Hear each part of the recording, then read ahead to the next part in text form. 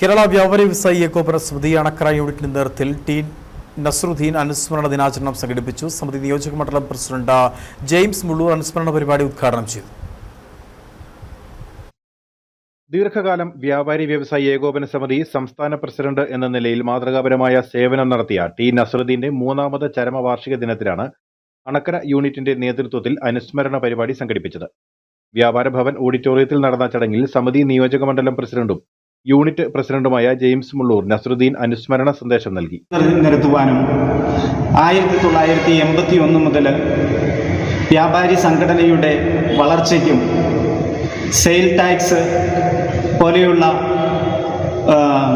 ഗവൺമെന്റിന്റെ ധിക്കാരപരമായ നടപടികൾക്കെതിരെ കേരളത്തിലെ വ്യാപാരി സമൂഹത്തെ ഒറ്റക്കെട്ടായി നിർത്തിക്കൊണ്ട് സമര പോരാട്ടങ്ങൾക്ക് നേതൃത്വം നൽകിയ നമ്മുടെ നസറുദ്ദീൻ സാഹിബിൻ്റെ മൂന്നാം ചരമവാർഷികം ഇന്ന് കേരളത്തിലെ വ്യാപാരി സമൂഹം ഒന്നടങ്കം അനുസ്മരണ യോഗങ്ങൾ സംഘടിപ്പിച്ചുകൊണ്ട് ആചരിക്കുകയാണ്.